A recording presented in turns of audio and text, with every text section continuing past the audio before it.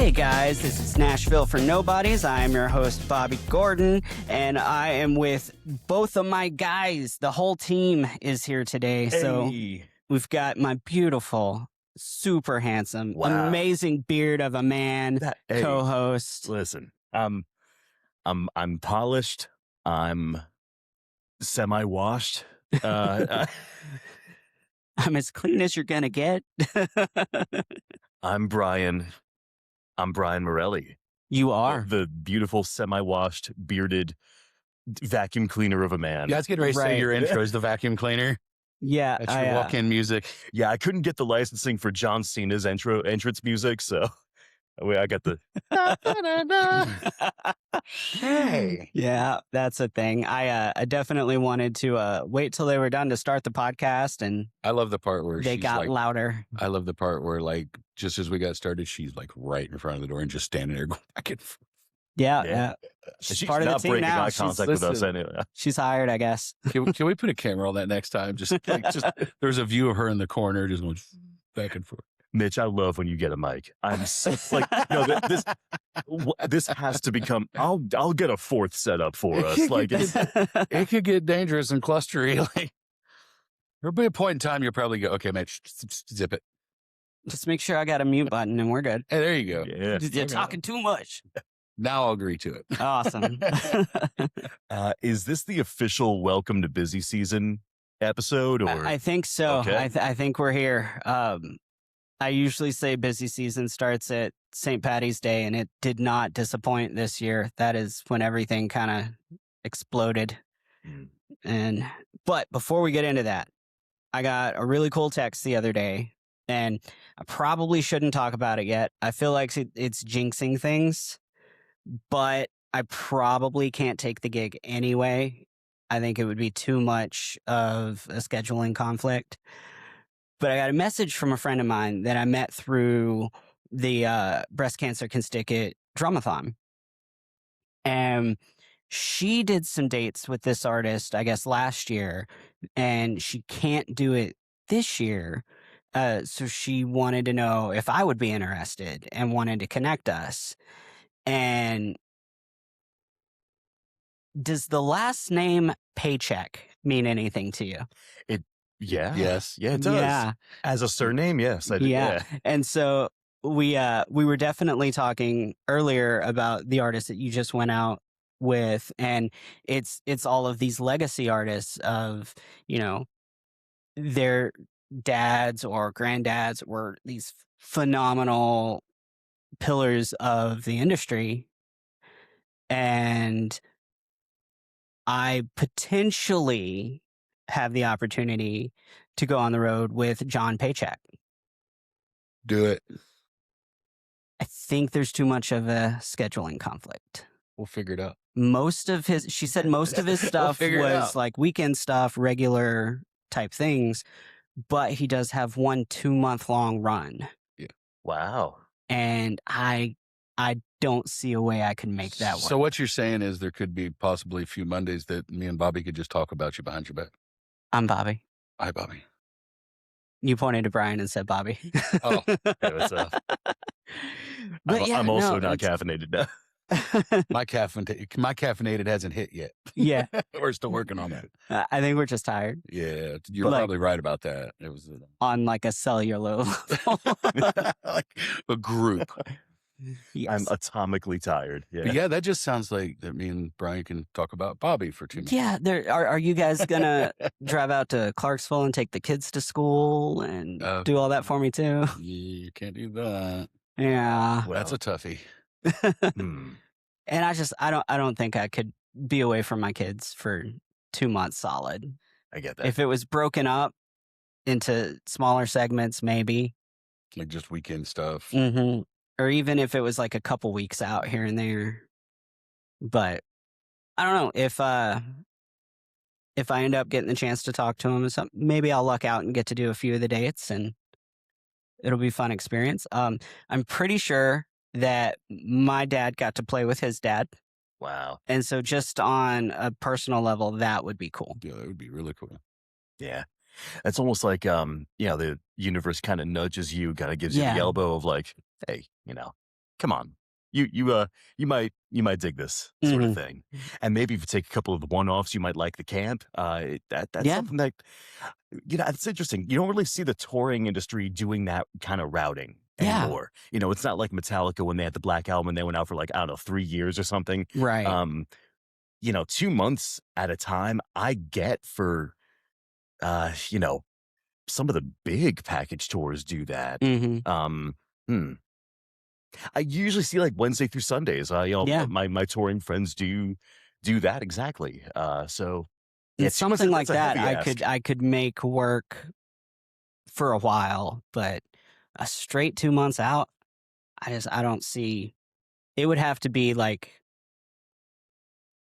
perfect. Yeah, yeah.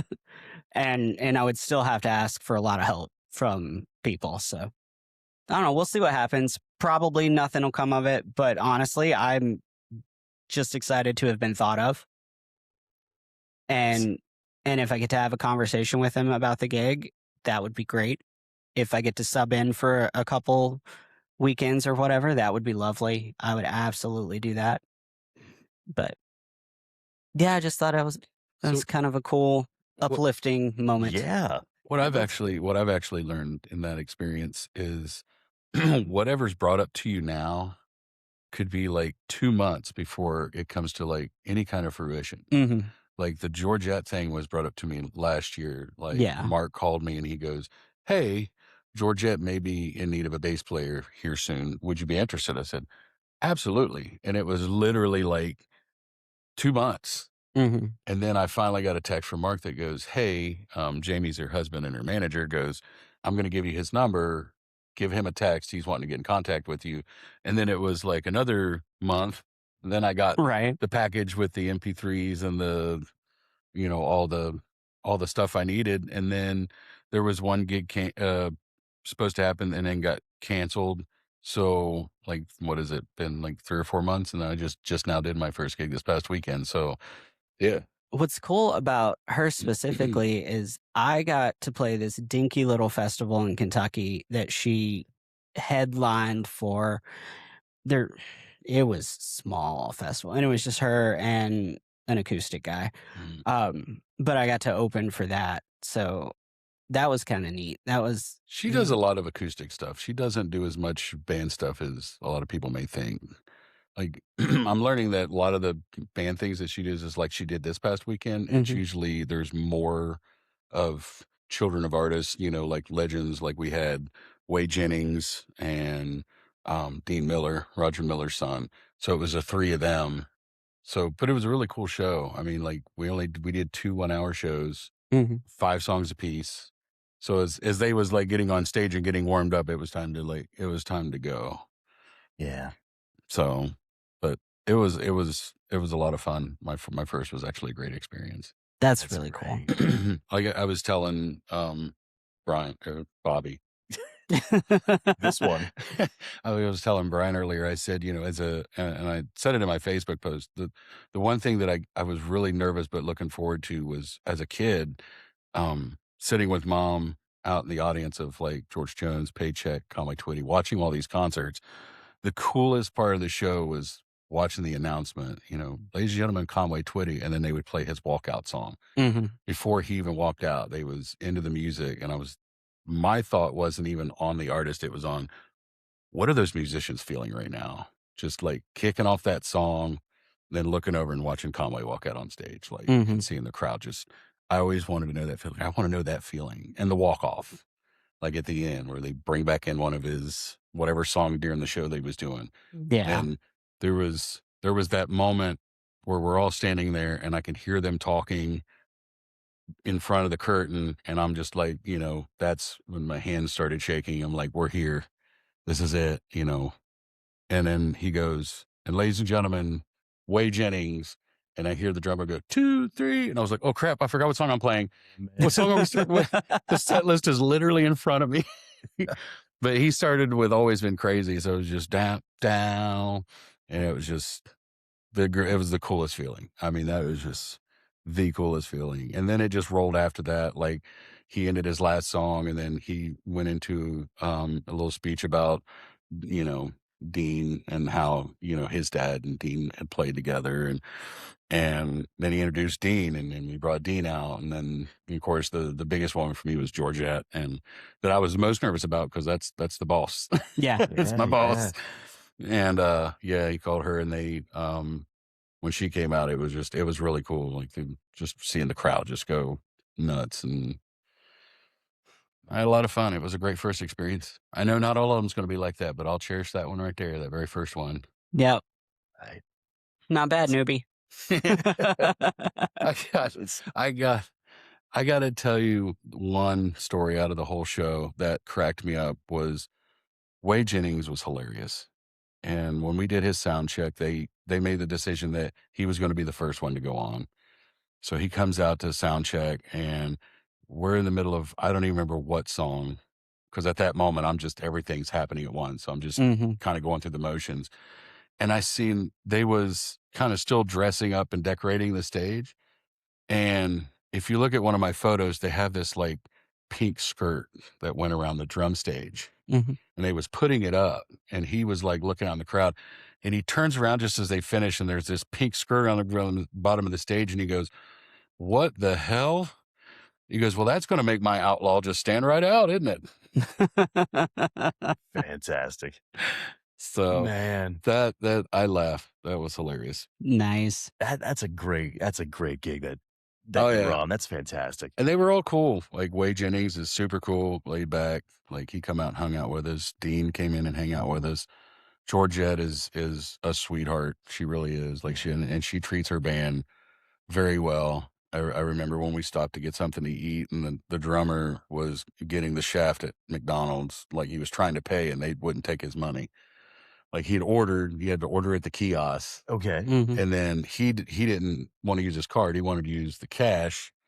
So he's like standing there trying to give him cash, and he was like, "We'll get you in a minute." And he was like, "Oh, okay." Like he was being real cool about it, and he was like, "Can I pay for it?" "We'll get you in a minute." And he, okay. And finally, he turns around, and looks at me, goes, "I'm going to Pizza Hut. To hell with this!" And he goes to Pizza Hut, which takes another 15 minutes. And we're just trying to do a quick stop Oh hmm yeah. to fuel up and get something small to eat. And he's like sending text messages, "I'm so sorry." And Georgette was just like, "Take your time. Like eat your food. Don't stress out. Just we'll get there." Like yeah, she's great. She treats her band very well. So That's good. That's good. Yeah. Warms my heart. yeah, yeah. But excellent way to start off busy season, I suppose. Yes, Right. very much so. Yeah. Busy season for me, and this will be the third busy season or the busy spring where it gets into it. It's more just like I don't think that there's a day, and you did say St. Patrick's Day, but I'm not sure if there's a day that I've noticed where it starts. It's more just like, oh, these March Madness games are on. Oh God, I'm dehydrated. Holy shit! Like, yeah, and that's kind of how it happens. So, also, and all's good, but I'm in a position where I'm taking on more. hmm My schedule is expanding. I'm doing that deliberately. I'm probably not doing much, if anything, on the road this year. Yeah. Probably just gonna grind on Broadway this year, and I feel good about that. That's good. But so as I'm seeing the schedule kind of develop, and now this day is going to be a double, this day might be a triple, and now Sunday I had 0 gigs, but now I have 2, and that's going to be a double now for a while. hmm Also, it's getting hotter. Also, 2 days out of the week I open at Redneck Riviera, which my God, you sit in the sun for Yes. 4 hours and you bake like a calzone. Like, and then that's so. That is accurate. I'd kill for a good calzone. I really would. But Calzones are delicious. right, I know. Can't seem to find one around here. No. No. Oh well. So, but what do you guys keep in mind? I'll ask you both for busy season. What do you prioritize as far as physical health, mental health, even? Do you set routines for your day? Like how do you keep yourselves grounded? Do you want to go first, newbie? Well, I will because mine's going to be very short and sweet. So this is my first busy season. Yeah. hmm So I'm kind of going into this willy nilly. So like it's going to be my first experience, and I'm learning as I go. I will say that I did notice busy season because everybody told me that it picks back up at March Madness. hmm To me, that was earlier because I seen a boost in St. Patty's Day on a couple of my gigs where it was just Redneck was completely packed. Yeah. I played Tootsie's Roof that morning, and, like, it was the normal first hour was meh, and then all of a sudden, out of nowhere, where do these people come from? Yeah. Right. So, like, yeah, so it was before March Madness, before this one started, so, yeah, with that. But, yeah, no, this is my first year, so I don't have any preparations as of right now. I'm still the guy that just I'm taking the gigs, you know what I mean? If I get Mhm. calls, I take them, and still networking, so I'm still on that, but I'm gonna listen to you guys and take that advice. The thing to remember about busy season, unlike slow season, is it's not really a season, it's a set of sprints.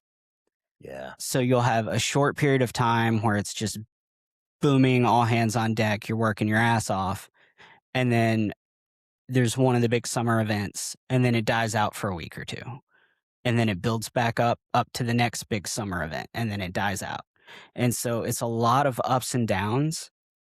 Um, the biggest things, I guess, to keep in mind are everybody's in town that's gonna be in town. Anybody that's doing road stuff is usually doing road stuff. So you get the chance to do a lot more subbing when people are out on the road because busy season is also touring season. Um, that being said, this is usually when people are trying to stack their books to save up for slow season. So the guys that are in town are taking everything they can take. This is when you get guys doing triples normally and quads a few days a week. This is the time where you can really buckle down and make some great money. You can also hurt yourself. You can overdo it really easy. Um, then factor in the heat, factor in hydration, eating, how much time you're on stage. There's a lot of things that can go very, very wrong. And the last thing you want to do is work yourself to the point where you have to take time off during a great stretch of time. Yeah. So being strategic about your days off or taking time off or saying no to some shifts is very important, especially if you want to have that consistency throughout the summer. Also knowing that in every other music market, the big days that you would absolutely want to book, you do not want to book on Broadway. So 4th of July, for example. Everywhere else, 4th of July, you want that gig. That's a great paying gig. Broadway, you don't want that gig. That is a pain in the ass gig. Avoid at all costs. You will make less money than normal and you will have to work 3 times as hard just to get to the gig. It's so funny, that was my very first closing shift. Okay. Was yeah. That was so I can confirm that. Like, I'll give you my quick first experience with 4th of July, just like Bobby just did, is 4th of July, I got a last-minute call for a Rippy side Mhm. room. That was my first closing. It was a throw together band, and I get there, and, of course, my fiancée goes with me because she wanted to do the first of everything, so she wanted to see the fireworks Yeah. Mhm. on Broadway. She was not impressed. She was like, "I'll go watch the fireworks anywhere but Broadway again." Now That's me, fair. I'm excited because I'm, like, setting up and going, like, in between setting up and going out and watching the fireworks with her because I had to close. So, Mhm. like, they're doing the fireworks while I'm setting up. And I'm thinking to myself, "God, look at all these people. This place is gonna be packed." And, like, the fireworks were over. I seen Rhoda walk back inside. There were 4 people, and I'm watching, like, it was like a herd just walking the opposite way on Yep. Broadway, and then that was it for the rest of the night. I think Mhm. we even got shut off early. I think we did. I think they shut us off, like, at 1. We didn't even go all the way till 2. So, yeah. Oh, sure. But it was but getting in there was absolutely nuts. Mhm. You know, they put up the metal detectors that you gotta go through, and Yeah. then you gotta argue with security on the side to like, "Hey, I'm playing. I really don't wanna drag my gear through that, that's gonna be a pain." And then fighting. It's almost the worst crowd that I think I've walked through is trying to Mhm. walk through the 4th of July crowd just to get to Rippies. Oh, yeah. Oof. And then, of course, leaving even hours after the fireworks is still like, it's just traffic upon traffic, so Yeah. that one I can confirm. You And then there seems like every other week to be some kinda something happening on Broadway. Like, you'll show up one morning and you're like, "Oh, There's a stage in the road. Okay, what's going on today? That That is what gets me. I think that's what gets me the most is like, it looks like I'm gonna have a good amount of openers this Mhm. spring and summer. And, you might just be I don't get any sort of forewarning of like, "Hey, these streets are closed because there's a parade. Hey, Yeah. these streets are closed, there's, a marathon or a demonstration," or and I never know until I get into town and am faced with the road closures. Mhm. And there's very little else that gets on my nerves. The heat, and I just not the road closures themselves. I'd like to know about the road That would closures. be lovely. Right? We need like a bulletin app or something. What Maybe was there the is one. what was the one they had last year that was like I didn't know about it, nobody knew about it, and I can't remember, I think it was Labor Day. They had like a Labor Day parade, like a week after Labor Day. Am I right about Yeah, I that? do Like, remember that. it was Yes. the most odd, and then to top it all off, like, I don't remember where I was playing. It was like a morning or afternoon shift, and I was coming down 3rd or 4th, and I had to stop whatever side street Kid Rock's is on. I don't remember. But when I was coming down through there, like, there was traffic, I couldn't get through, the guys were turning us around. I'm like, "Okay, fine." So I turned around, I get back to the other street, and then they turn me back around because they've circled and they're coming down that street now. And I'm like, "Hey, what is this?" I finally Yeah. asked somebody, it was like, "Oh, it's the Labor Day parade." And I was like, "That was a week ago?" Wait, wait. Uh, I consistently say if it makes sense, it wouldn't be Broadway. Okay, that's true. But Fair enough. but yeah, no, no, traffic and road closures are a big thing. Random major artists doing sound check and stuff right behind your gig when you're trying to make money and nobody gives a shit about you anymore. That's a thing. I think those things are more just funny to me. Like, Yeah, they yeah. are. Cause I mean, I'm sitting there like, yeah, I don't want to be in here either. I want to go watch them do that. That's way cooler than what I'm doing. Right, I get it. Yeah. But yeah, no, Dan and Shay definitely ruined my money one Oh, morning. They damn. were literally right behind. I can't remember. I think it was Second Fiddle, and it was one of the award show things, and they were doing the sound check and prep and everything for that. And yeah, just pretty much the whole time that I was on my shift, they were up and down off stage doing their thing, and nobody gives a shit about us. Yeah. Did any of you guys play for the Posties grand opening pop-up? No, I was in town, but no, I think I left Mm-mm. before that ultimately kicked off. I think I had an opener that day or something, so I wasn't there when anything got exciting. I played that evening, but I think I don't remember if I was playing during it because Redneck sits back from where he was, way Mhm. back from where he was at. I was afraid it was going to mess with our crowd.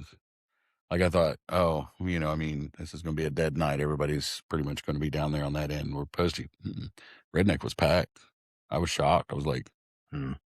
Yeah. okay, right on. Redneck does that though. It's weird. Like there's seemingly nothing special about Redneck, but they can pull a crowd when nobody else can. Yeah. And I have zero idea why. It does not make any logical sense to me whatsoever. I think I've said the same thing playing there. It's just on times that it's actually dead when you expect it to be busy. Yeah. Like, you're going, "Oh, this Wow, will be a yeah. great busy night," and then it's just kinda meh, and then it kind of like I will say this, like, it'll start out dead, but then it'll get busy, and then dead, and then really busy. It is the crowd in and out of there is kinda weird. I wish I did know why because But like it's way back out of the way, so like it's easy to miss completely. There's nothing ostentatious about its facade. So like you can literally be up and down Broadway all day and not even notice it. mm, But when everywhere else is dead, it's popping. I appreciate bars like that. Like there are really no airs about it. It's Hmm. just it's there. I like playing there. I think it's a you know cool vibe and stuff. The staff I Yeah. like, and yeah. I will say it's one of the few that it's a bar that feels like a bar. Yeah. Like, especially with all the patches and badges they have hung up around and stuff like it, it just feels like your normal hometown bar, and I don't know if that's what draws people Maybe. in. Yeah, I think for as corporate as some of the bars have really become in their feel, Hmm. like they feel corporate. I don't know how else to put it. Yeah. It some of the bars I walk into, and it reminds me of like a New York City trendy sort of spot. And I mean, I'm not sure if the rise of are you guys noticing this is such a deviation, I'm sorry. Are you guys noticing a rise in DJs and DJ sets? Hmm. Mhm. But like an increase. Yeah. Okay, that's cool. I'm cool with that either way. But we're seeing that that's attracting like the younger club kids. Yeah. Whereas Broadway was never that, and would never, I think, in its history, appeal to like the young dance crowd, I guess. Hmm. But there really is something for everybody, I guess. Yeah. And Yeah. and Redneck is one of those like it's got a charm to it. It's a vibe that's similar to Roberts, where it's like, oh, yo, cool shit happens. Cool Hmm. shit happens there. It's just like it's a cool bar. And I could I'll rattle off a few others, I'm sure. But like, and speaking of Roberts, I mean, this is such an interesting time. Casey Musgraves, did you Yeah, guys see see that. this? That's so sick. And like, but like celebrity sightings will happen sometimes. I was playing a Whiskey River on a dead night, and Theo Vaughn, the comedian Yeah. podcaster, Yeah. comes in, but he's with some people, and I think he's in the middle of a bit. So he comes in and he brings whoever he's with back to the bowl at Whiskey River, and it is dead. I mean, nobody's swarming them. Hmm. And then Theo comes up to us, the band, throws 20 in, doesn't request a song, but like says some stuff and says like, "Hey, you guys are great." But for some reason, it seemed like it was part of the bit also. So like, whatever. I'm whatever about him too. So and I'm like, but like, and then within minutes they were gone. So we just had to turn to each other and like, all right. So Yeah, he's one of those you can't tell if he's actually joking or not joking sometimes. okay, yeah, Like, yeah. like is Not it even all sure a he bit? knows. Yeah, is it all a bit or Well, I was playing at Tin Roof then a few days ago, and we noticed that one person is standing at the window, just like looking in. Um, I'll just tell you who it is. We're positive it was Lil Nas X, the Okay. rapper pop artist, Yeah. however, had a mask on, but in his style that he's had, like denim cowboy suit, like Hmm.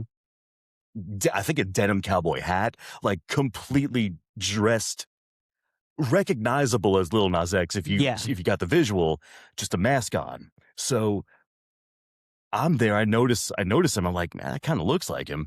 I don't say anything to the rest of the guys, and then our guitar player turns around, and is like, that's totally Lil Nas X right there. Like, and I don't know what he's in town for, but I think some people are kind of like bugging him, and like,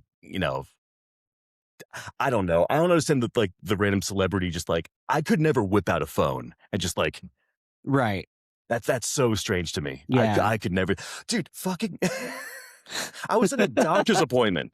And Zach Bryan walks in, and now people are going to listen to this and watch this and be like, "Oh, picture it didn't happen." Absolutely not. I'm not taking a picture of somebody in a doctor's office. Right. I just happen to live in a town where Zach Bryan is going to walk into a doctor's office. That's his real name. That's his appointment. He's nice to everybody. That was cool. Jake Owen was at a Publix before I moved here. I was touring apartments. It's like, Yeah. it's I saw Yeah. Randy Hauser at, I think it was the Harley Davidson in Franklin.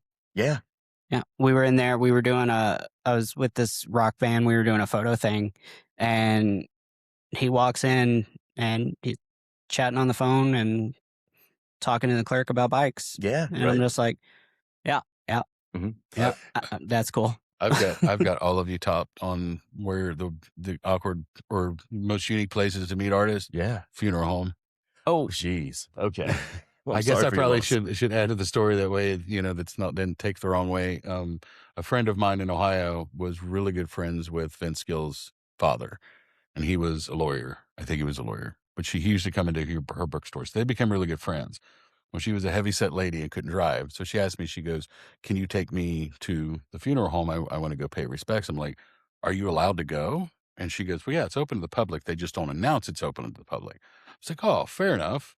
And sure enough, like we take her, Vince Gill's there, he's standing up there shaking hands and talking to people.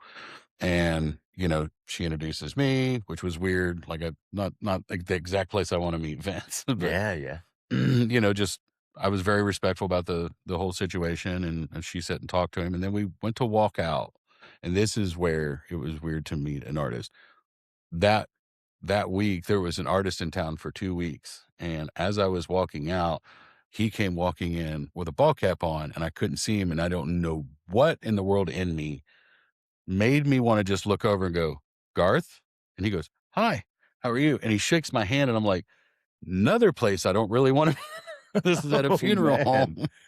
But yeah, so like that was different. But I was like 16. I was Yeah. barely driving at that time. Yeah, you can't really say, "Oh man, it's great to see you here." Yeah, no, like I didn't know what to say after that. Yeah. And I didn't say it real loud. I was just like, it was kind of under my breath. It was like, Garth. And he was like, hi. And he's very forward, and he Yeah. like shook my hand, and yeah.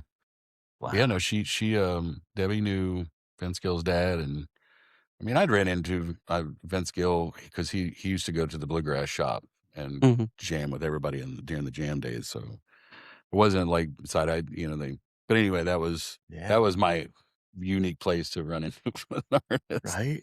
And, like, add that on top of heat and dehydration, and Yeah. you'll think you're hallucinating. Oh yeah, Right. and you might be. Who knows? Yeah. Is that really a sweeper in the background?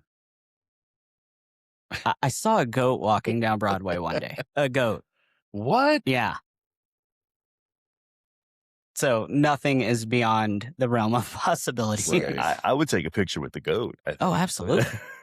I was playing, or I would have. Man, that Legends Corner window is so dangerous on an opening shift because I can't pay attention to anything inside the bar. Oh, I get it. I'm consistently out the window like, oh, what's that? What's that? Yeah. What's that? I get it. I know. That's a fun window. It I like is. being in the I window. haven't played there in so long. I miss that place. Yeah. It's a good place.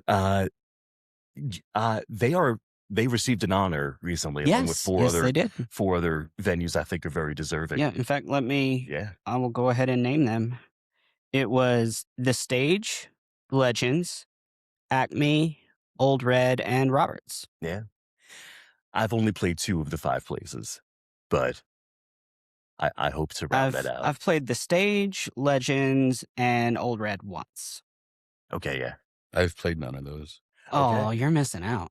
Yeah. Well, I mean, I'm still getting around, but yeah, I haven't played a lot of places. I think the only like we was talking like corporate style bars is Posties is the only other one I Mhm. played. So I played AJ's. I'm excited that Ernest Tubbs is back open. Is it? Again. Okay. Yes, it's back open. I'm kind of excited about that. Cool. Like I love the variety. I'm not trying to get off subject, but I love the variety on Broadway. But I definitely, coming from an old country family, Mhm. I love places that still keep the old country or older classic country here. So I'm excited about that. So I played those, but I want to play the stage. I think the stage is like my bucket list of I want to play the stage. It's such a fun stage to play. Is it? It really Yeah, is. The sound is fantastic. The stage is fantastic. The room is really cool. Like, that's one of my favorite, if not my favorite, place to play on Broadway. And I only have one more question. Yeah. Where is Acme? It's called Acme Feed and Seed. Yeah. Is that what that is? Where is that at? I haven't seen it. Being 100% honest, I didn't realize it was still a thing. Okay. And so, yeah, I've never played that one. I don't know. I haven't played there. I hear the food's good, but it's right. It's next to Whiskey River, so it's on the corner of First Mhm. and Broadway, next to Whiskey River, and then across from Hard Rock. Okay. And Okay. I hear the food's good. I've not had it. Some friends play there. I got an offer once. I ultimately couldn't, but I hear it's a good place to play. And they welcome artistry, certainly. Like if you have original stuff, I've heard some friends do original shows That's there or cool. showcases. Yeah, so that's a cool spot. Yeah, I don't think I know, or at least know of them playing it, anyone in my circle. So, yeah, that one was kind of snuck up on me, I guess Mhm. you'd say. But yeah, anyway, this is through a survey that the union put out Um, and I just kind of want to dive into that a little bit because I've heard a lot of mixed opinions on the survey and the awards, and I guess let's just kind of open it up to what do you guys think about it? I'm happy to see the recognition. I'm Hmm. happy that the conversation of fair trade is uh, being connected to musicians. Yeah. We're really giving a lot of ourselves all the time and year round. So it's good to see uh, the venues be recognized for the treatment Hmm. of their musicians. That's big.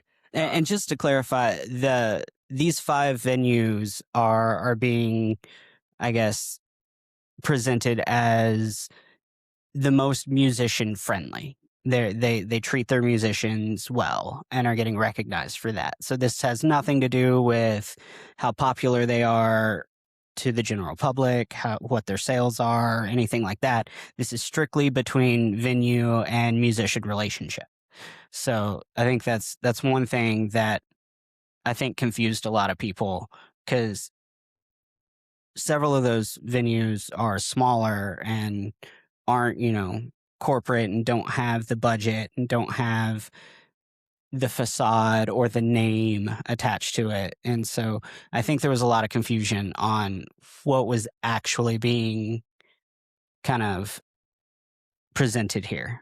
So definitely want to make it clear that this is just strictly based on the relationship between the venue and their musicians.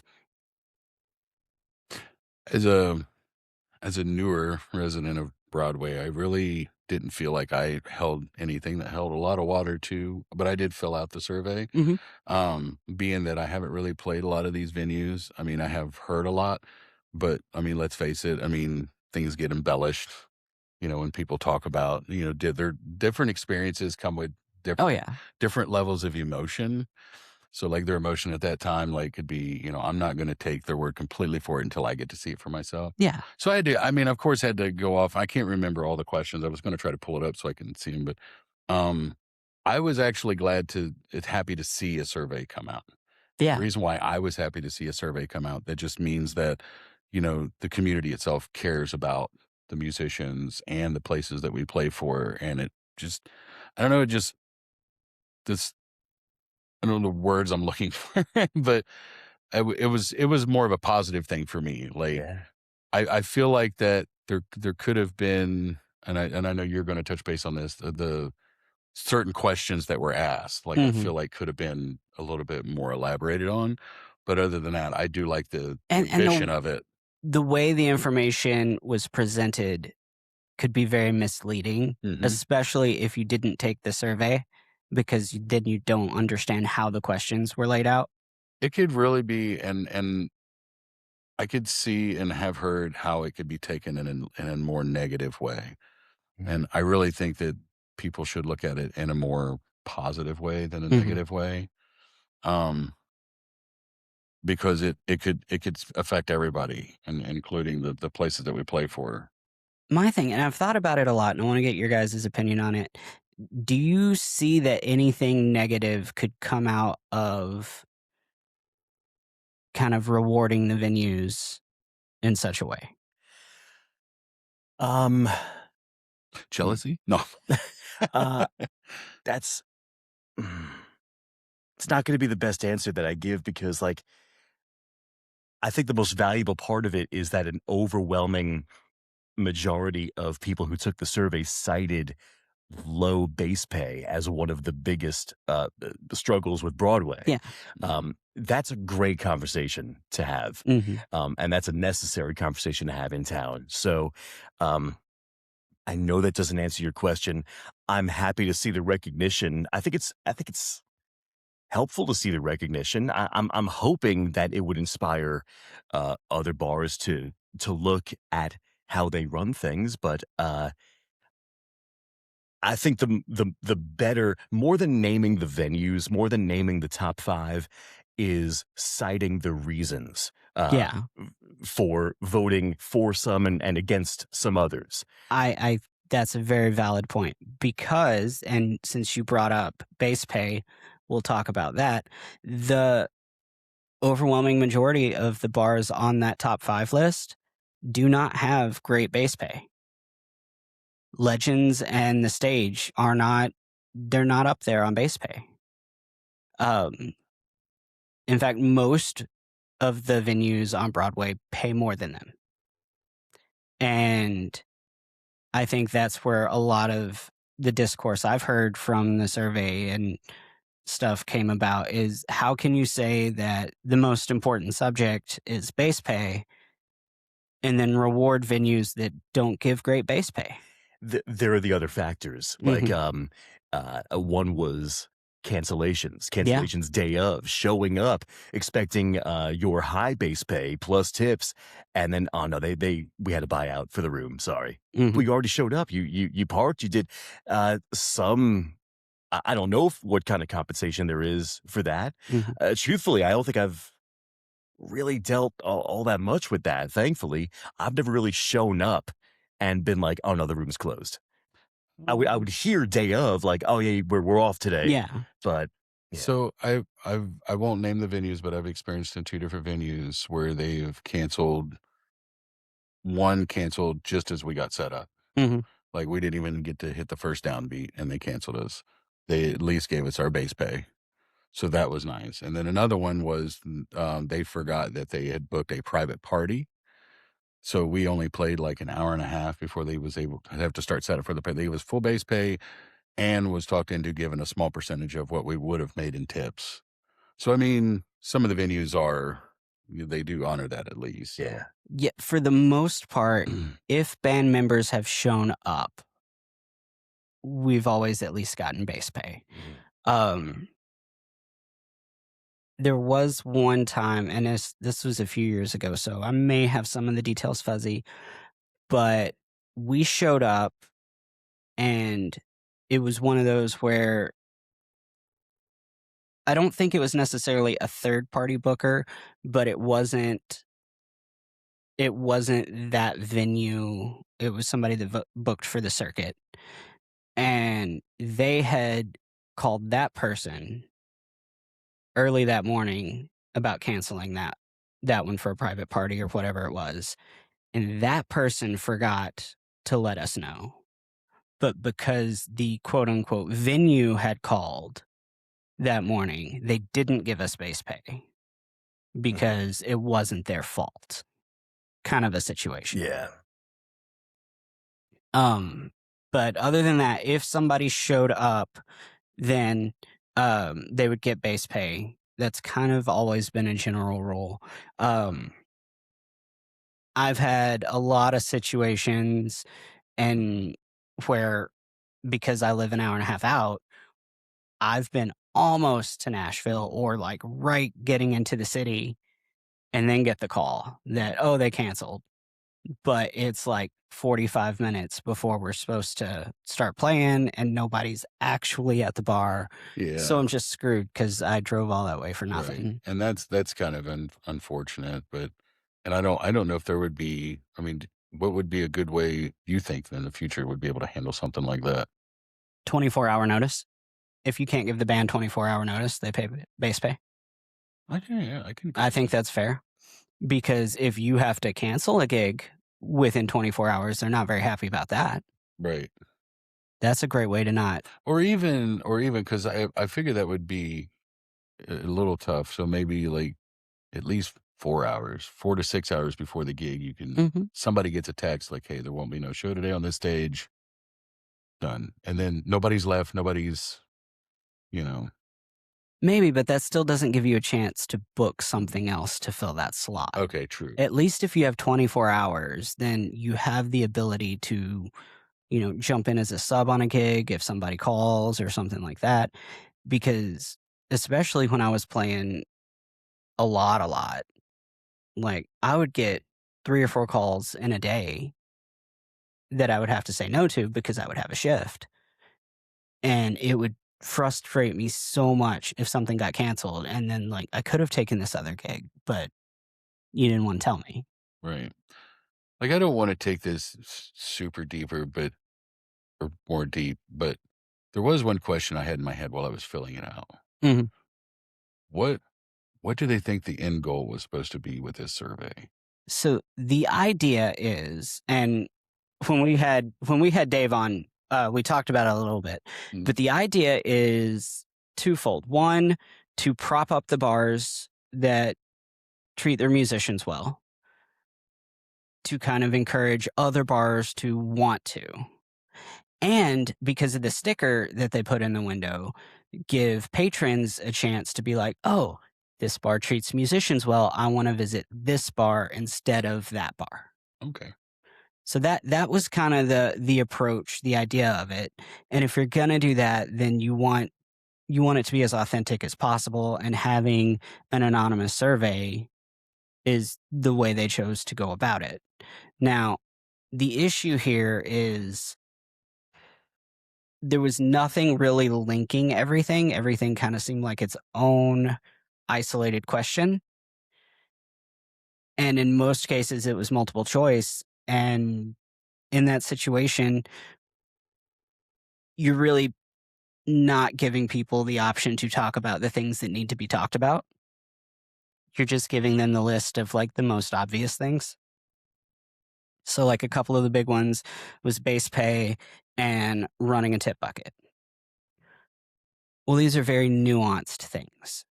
So, the reason Legends and the stage can be on that top 5 list and have a low base pay is because they kind of give you free reign over your show. They don't micromanage, they don't tell you how to do it. They'll correct anything that really needs to be corrected. But for the most part, that's your show. You do what you do, and if it works, you're good. They also have like music appreciation weeks where they give their bands bonuses. Um, they do holiday pay. They like every time I've played there, and I played most of my gigs there for the first few years I was in town, they've always treated us well. Can be a little difficult to get a hold of, but they're super consistent. So 90% of the time, you don't have to get a hold of anybody. Right. Um, and then like you could actually like meet people like Kent, who does the booking there.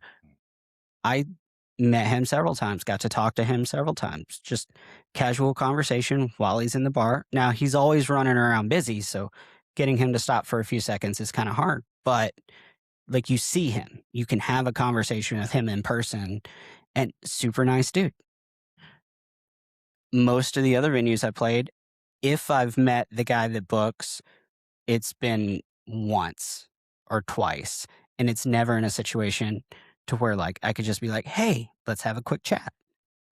Yeah, they're always invisible, Mhm. like, completely unapproachable, like, um, I've heard some horror stories of some fronts trying to advocate for Yeah. themselves, and then, we've had guests on who have shared similar stories, like Send emails and then they just yeah. Mhm. get completely shut out. So, I think Kent is a big reason Yeah, why those venues are ranked where they are. absolutely. Yeah. But if you just look at the questions, like biggest issue is base pay, and then they don't have the best base pay. So doing it like that, where it's just a handful of multiple choice questions, you're not getting a full picture. And that's why, like, one of the questions on there was, I don't remember how it was worded, but it was basically like, which venue do you think is the best? And I would assume that's probably the main one they went off of when making the selection, because you can think that your base pay is the most important thing out of this list of 5 things. But when you think about your favorite venue, it doesn't necessarily mean that it's got the highest base pay. Yeah. So I'm gonna take a little side quest Please. on we're talking about the stage and stuff Yeah. like that, who got nominated. Okay. So if their base pays are really that low, I guess tipping is good there. Are they allowed to? I've never played there, so are they allowed to run buckets? Yeah. Are they allowed to promote Yep. buckets? And so they They're allowed to run buckets. And their base pay is not awful. I think average is about 100 a man. okay. Um, I think last time I played there, and this was a while back, it was it was a morning shift on a Wednesday, and I think we made 80 a man. So somewhere in that $100 a man range. Yeah. Mhm. And then, um, man, I've made great money when I had people that knew how to run a tip bucket and A, actually talk to people, or B, not be obnoxious. Mhm. So, like, Well, I heard even the roof gets really good, does really good too, because I just, friend of mine that mhm. played Yeah. there recently said, Yeah, I've played up there several times and Yeah. made really decent money.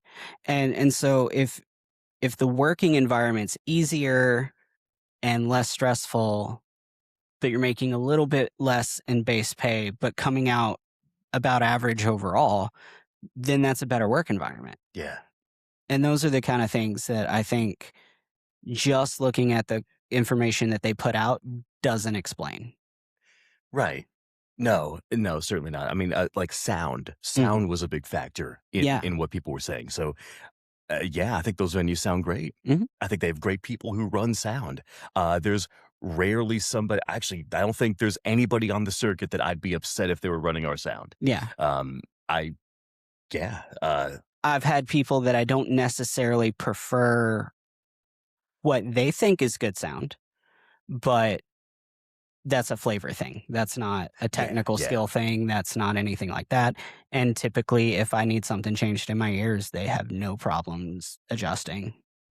So, yeah, I think that's a big thing. Um, and just the little bit of data that they put out, it was like it made it seem like that data was supposed to support the decision, but I think the data just stood alone. I don't think it was necessarily intended to support the decision because it didn't necessarily have anything to do with that. It was just snippets of the data. Um, and the base pay thing being a good point in that. Going back to that, TC circuit is known for having great base pay. They don't let you run a tip bucket. You can talk about it. You can mention it a few times during the show. you put the They've QR got the code. QR yeah, codes, which is great and helps a lot, but you can't actually run a tip bucket. A lot of bands hate that. There's a lot of different ideas on what is best when it comes to that. I don't agree with a lot of Broadway people. I don't like the concept of depending on tips for anything. I think that if we could design our shows without tips in mind, we could make a better performance. We can make a better total package show that people would enjoy more. But we're never going to be able to do that if we depend on tips because then request wins. It could be definitely the wrong song for right now, yeah. but if they put enough money in the bucket, we're playing it. And I think it brings the overall entertainment quality down. So I like that TC doesn't let you run a tip bucket. I think it makes the shows have at least the potential to be better. Now, unfortunately, they're still very request driven because they are still very tip driven, but at least then, like, you're not harassing people. Yeah.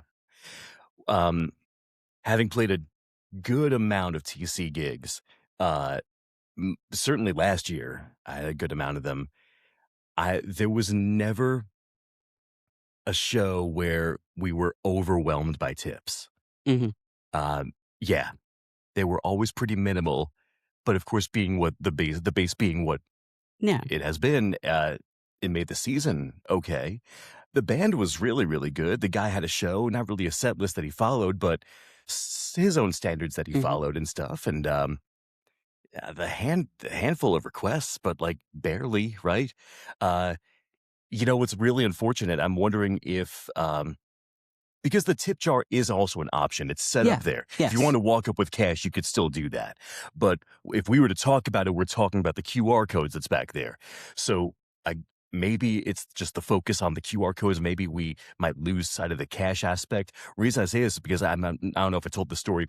We had somebody steal our tips one time at a TC gig, and the reason was we were all distracted. Basically, it was a group of people. They were friends associated with each other, whatever. And they came up essentially distracted all of us, I had a metronome app. Mhm. So I'm dialing up the next song. I'm already distracted. Yeah. Now, their attention, the three of them up front, they're each talking to people individually. So if somebody's asking about a song, hey, holds the phone up. Hey, can you do this one? Whatever. So we're all distracted. And then they had somebody basically just reach in quickly, take whatever was in there. Not that it was much, but like, Mhm. and so that was toward the end. And then by the time we went to count, we found that our jar was empty. Yeah. Mm. So, and we're like, man, how'd that happen? So I don't know if uh maybe we lost sight of, hey, keep an eye on the jar, keep an eye on Mhm. the bucket on stage. I don't know. Maybe we were too preoccupied with the QR code and requests come in that way. I don't know. But I get nervous when somebody at Redneck when we're playing Redneck and somebody comes up and grabs the bucket Mhm. and decides, and I know they're trying to be nice, yeah. and Yeah. they're trying to like walk it around for us. And like, there's a couple of us on stage like watching it like a hawk, like make Yeah. sure nobody's reaching in. But that just, yeah, There's been a couple of times that has happened with a couple of different people I've played for, and they've always gotten the person's attention and got them to come up real quick and been like, "Hey, what's your name? I'll announce that you're going around." And while they're doing that, they'll grab the bucket and dump the money Yeah. and then Yeah. give them an empty bucket to carry around and be like, "This is James. He's going to walk the bucket around for us. Say hi to James. Thank you, man, so much for volunteering to do this. Make a big spectacle out of it." Yeah. With the point being, dump the money so that nobody can take anything. And then whatever happens out there doesn't really matter because you're not losing what you already had. so kind of staying on that subject, I have a question for the two of you, because I have I have my own opinion about the whole tips thing, the tips versus, or tip running, bucket running versus not bucket running. Mhm. And I feel like that those are two different worlds, but I don't really have a lot of experience in the not I don't think I've only played one bar on the Tootsie or TC circuit, and that was Posties, because Mhm. they're on the TC circuit now. Yes. Yeah. So, and I didn't really see a big issue with like the amount that I would make in tips that time of day versus playing one that could run the bucket that time of day, but it was also a different atmosphere. Mhm. So like, what is your guys' feelings on the like versus being able to run the tip bucket versus not? Like running the tip bucket always seems crazy. Like you're running it, they're shipping songs to you, like, and of course I'm talking about like a Tootsie's Main kind of crazy, Mhm. Sure. you just see all the requests coming in. So I don't really know how to narrow down that question, but like the versus the two. I have a lot of thoughts because I've spent way too much time thinking about this. So let me go last. Ryan, you go ahead and Oh, go no, first. I don't have enough is the thing. Yeah. Oh, really? Okay. Yeah, I might. Okay. So then Yeah. let's just go down it kind of one facet at a time. Sure. Um, in a we'll say in a Tootsie situation, it is that's a small room. If you get even a decent number of people in there, you can't move. So when somebody goes to run the bucket, they have the option of running it and getting back in a timely manner, or thoroughly running it and being gone for half an hour. It's hard to move. People aren't paying attention to what's going on around them. They're in a party mode atmosphere situation. So getting their attention and then to realize what you're doing is one thing. Getting through them to get to the next person is another thing. Trying to not piss anybody off by bumping into them or being in their way. Like there's a whole lot going on. And I don't think you can effectively run a tip bucket if there's even a decent number of people in a small room like that. Mhm. What do you guys think on that one? Oh, I work with a front who I really appreciate this, where we'll read the crowd, but really, really play it safe.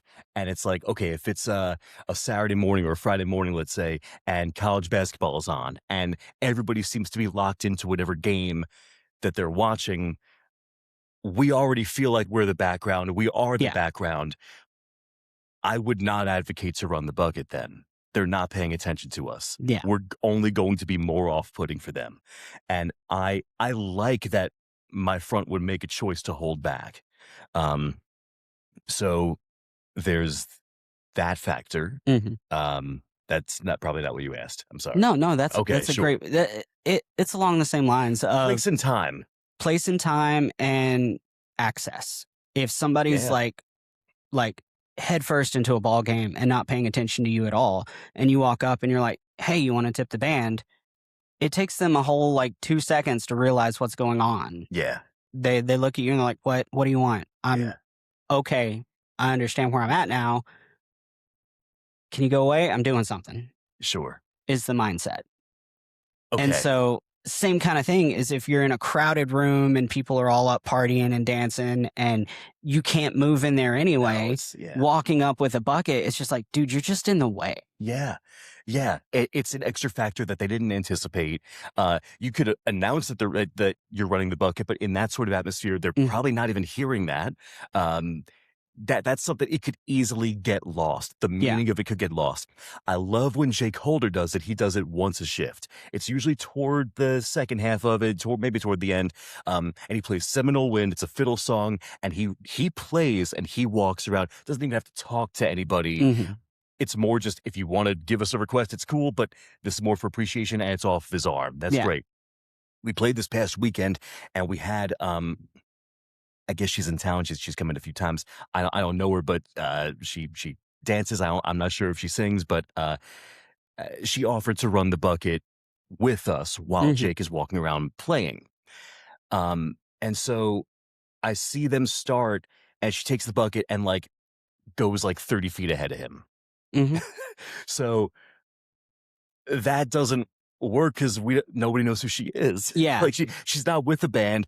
You haven't heard a girl singing with us all shift, and so Yeah. now you have quite literally a stranger with a bucket asking if you want to tip the band. So I think it's somebody you'd have to make it known this is somebody who was just on stage, Mhm. and if you were digging the band, you were digging this person. Yeah. Uh, I don't love an extra set of hands as a bucket runner because that person might be a stranger to the Mhm. rest of the crowd. So I think attaching familiarity to the band member itself is very, very helpful. Mhm. That being said, and just to preface everything we're talking about is completely situational Oh, yeah. because there is always a circumstance where it doesn't apply. Like with JBJs, for example, a lot of the bands will have somebody not in the band run the bucket Okay. because there's no feasible way to keep the high energy up and lose a band member in a lot of those circumstances. So in certain situations, that's the move. If you're going to run the bucket, Yeah. that's what it has to be. And then to go contrary to my point of the packed room and everything, in a venue like Legends Corner, where you've got your small dance floor up front, but then you've got tables of people, you can actually go and run the bucket and go to a table, and you've got places to walk, and you can have attention on you and it not be as detrimental or distracting to the listener to have that conversation. And you're in a position where you can actually have a conversation. They can talk to you, they can make requests, what have you, because they're at a table and you have the room and it's not a packed crowd of people dancing and jumping around and whatnot. Mhm. Yeah, that's understood. Another thing with the bucket is, and honestly, Reddick Riviera is really conducive to this sort of thing, and particularly the semi-acoustic trio that I do. It's very conducive to this. We had somebody at a far table, basically just like holding up a bill, and like they just kind of held it up. Mhm. It looked like they were maybe about to stand up, walk over, and it was perfect time in between songs. I unplugged my ears and just walked over to that Yeah. table. I was like, "I got you right here." Took the dollar and, like, made something of a humorous, show of it and then, like, put it in. And that I made like a customer service sort of note about it, and like that it was humorous and it inspired people to do a little bit more. Yeah. It's cool when the band can involve themselves. Did I tell you my Devil Went Down to Georgia story about that ad redneck or no? I don't think so. There's video evidence of this, and I love this so much. This was we were raising money for Devil, and we had somebody Venmo like 50 cents, and somebody Mm. like Venmoed $1, and like we had somebody Venmo $1 at a time. Yeah. And I have no idea how we got there, but we wound up at $49. Okay. 49. So we're between songs and we're talking about this and we're talking about how ridiculous it is, Venmoing $1 at a time. And I stood up, I took $1 out, and I was like, I got us, let's call it 50 right here. hmm And we, again, made a joke of it. And do you believe somebody came up with a 50 within seconds? hmm Somebody came up with another 100. Somebody then came up with another 50. It's cool when the band can involve themselves a little Yeah. bit. And if you could throw in, maybe you want to throw in $1. It's crazy to ask. It's crazy to ask another musician to follow this, but like Mhm. maybe if you're at that sort of level where you want to just even it out, maybe, part with $1 and you might get another 150 in return. Yeah, I no. don't know. Again, it's purely situational.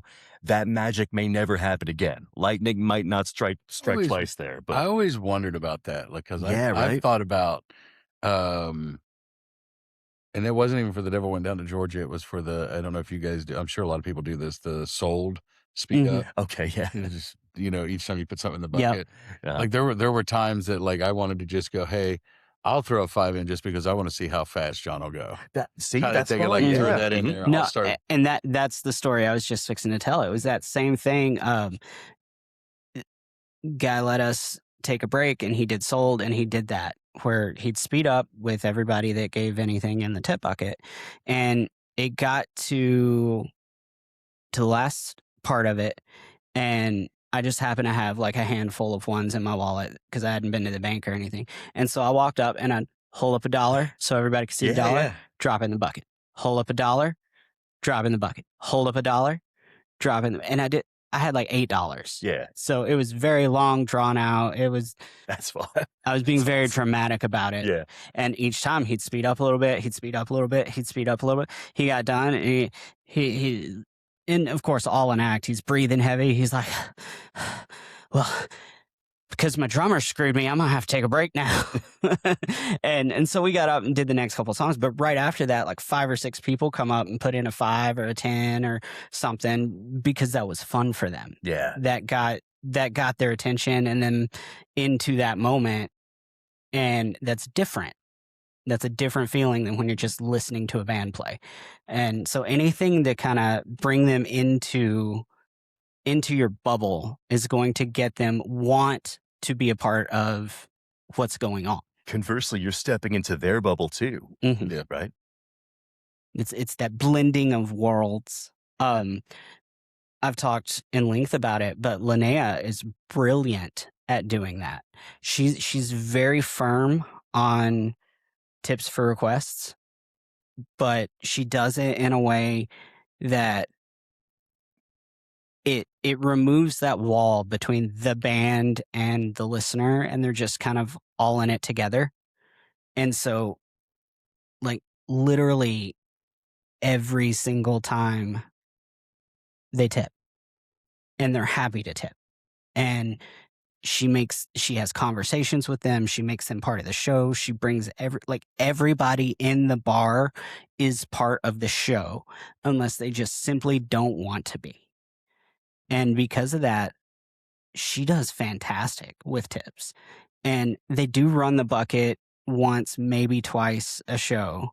Puts it on his bass. Mhm. I always love that. He just hangs the bucket on it. But like it's never a I'm going out to try and make money. It's a I'm going to go out and talk to people and carry a bucket with me. Right. And like I consistently make more money on the shifts that I play with her than I do consistently anywhere else. with the only exception being Jera, if we are on Luke's main. I don't know what it is about that stage and the way she does her crowd work, but it just fits perfect. That's cool. And we can have 6 people in there for the entire time, and I will make more money from that than I would in most other places on a regular day. So I don't know what that combination is and why it works so well for Jera, but that room in particular, we always make money. So thinking pretty radical on this, though. This is my way of thinking. Mm-hmm. And I thought about this the other day, and I know that this is not the answer, but I like thinking radically every now and then. Yeah. What if, hear me out, what if there was a time where it was strictly a certain base pay, like a higher base pay, and no running tip buckets for every bar on Broadway? Would that work? I feel like we have had a similar Oh, conversation. have Yeah. you? Oh, okay. But no, like this is ongoing. I mean, this is always Mhm. gonna, and my opinion on this is probably always gonna change. Um, The problem is will that work? Yes. Unless you're the artist or the band that it doesn't work for. There are some people that are just phenomenal at running a tip bucket and can make so much money off of running a tip bucket that that would hurt them. There are tons of artists and bands that aren't great at running a tip bucket and that would help them. So if you can't come to a consensus on whether or not it would help financially, can you come to a consensus on whether or not it would help the product, and the product being the show? Right. And that's where I think that not having to worry at all about tips, that not being a thing that enters your mind, could play a huge role. hmm, I don't remember who said it, insert famous artist here, but they made a comment, something to the effect of, they don't know what they want to hear. They came to my show so I can tell them what they want to hear. And as conceited and self centered as that sounds, I think that's accurate. We have a better idea of what's going to work at any given point in time in a venue, in a show, than the person making the request. And 9 times out of 10, they're requesting a song that they like, that they're familiar with, and that's it. They are not paying any regard to even if they actually want to hear it in a live setting, if anybody else wants to hear it, they're naming a song that they think of and like. And that's about the end of their thought process. Doesn't matter what our last song was, doesn't matter what the last 30 minutes was, doesn't matter what the last 10 requests were. The only thing they're taking into consideration is the name of the song that popped in their head that they kind of want to hear. yeah, yes. And Uh, so I think I could make a better set list than that. hmm, okay. So you're thinking more along the lines of if it was base pay that mostly took care of the musicians, the quality of the show would be a lot better. Quality would go up. And then if they still have the opportunity to tip, I really feel like a better quality show is going to equal tip money. Yeah. Right. I agree with that 100%. Yes. Like some of the groups, like for example, like when I play with or I work with any artist and they come out of the gate is like the first 5 songs is in your face. Mm-hmm. There's no breaks, there's no talking, there's no nothing. It's raw, and then hello, Mm-hmm. Yeah. because now they've got the crowd's attention. You know what I mean? But I really don't. I've thought about it, but I don't have the same opinion on like whether things would work better with a bigger base pay versus tips, because some people would argue like the Yeah. base pay is great, but man, I'd make a lot more money if I could push the tip bucket. But Hmm. if No, if you if you made it straight across the board, where every bar, like even thinking more radical, like every bar paid pretty much the same base pay to every band, which I understand, like the different times a day is different base pays. I feel like that would, in some places, yeah. yeah. But Um, But just thinking just like radically, we'll just think all main stages, you know, everything is the same all the way down on Broadway would cut out the competition of like where you're gonna play, you know, because everybody's, well, it's saying base pay. Now we're just going like who treats you better or, you which know, is again not a bad situation to be in. right. You winds up just making like lateral moves Mhm. everywhere, and you know, Cause then it's not a financial challenge then. Now it's just, you know, who could put on the better show, you know, Mhm. who's yeah, I I think I would get nervous if a lot of my shifts were to really hinge on how well we do in tips. Yeah. I have a few shifts like that, and honestly, like those shifts, it's more just like the company of the band that I really, really do love about those shifts. So that's cool. But like, it's like, oh, the band played great, but I'm not really walking away with much. And thankfully, it's not really like a drain on how we feel about each other, but it's yeah, same. I know. Yeah. Danger, Will Robinson, danger. yeah, it's the first one. I guess we should tell everybody that so we here over the past couple episodes that we've done, we've seemed to have gathered a wasp problem. But most when we come in are dead Yeah. or Somebody else has handled the problem. Oh. barely living, but now we've got one that seems to be free roaming. And He's it over there though, so and is Yeah, curious. just as, kind as of long as he keeps his distance. right. Yeah, we'll hope for that. He's But enjoying it. yeah, But I'm okay with bumped base pay everywhere. I'm certainly okay if the success of my day doesn't hinge upon the success of a tip bucket, yeah, because so many factors can come into it. Whether the people want to tip or not. What if my bucket runner isn't a great bucket runner? I'd rather have no bucket runner than a rude one. right. Oh, I certainly don't want that. Um, yeah, I would love if tipping was just if somebody wants to, as opposed to the tipping culture. Hmm. I don't want tipping culture. I hate Right. that shit. No, Right. please. Like I don't I would rather not have it be a necessary part. I would rather just have the band kill it and people tip because they want to. Yeah. That's really where I see a lot of my tips come in is because the band killed it. Right. One of the things, and I'm kind of like a data nerd. I like to look at numbers and assess them in different ways and come up with different conclusions. And I've played years where I'm predominantly playing the Tootsie circuit, which is known for low base pay and heavily relies on tips. And I've played last year, for example, almost all of my gigs were TC, where it's higher base pay and you can't focus so much on the tip bucket. And the conclusion is when it comes to tip versus my total income, it's almost always in the same range. My tips are almost 1/3 of my total income over the year. Right. So, sure, with a Tootsie's gig, you might have outliers where you walk out with having a $500 night because of all the tips. But you also have the other side of that spectrum where you walk out with $80 because nobody was there. Or at TC, I have days where I make $400 or $500 because of tips. And then I have days where it's my $125 or $150 base pay. And so I think I would even take a little off of the top end of what my potential is to know that my average is going to be higher overall. I get it. Okay, sure. I get it. Yeah. Huh. The average for me, it's like it averages out. So it's like I know I take a lot of gigs. Hmm. That's I know that that's my average.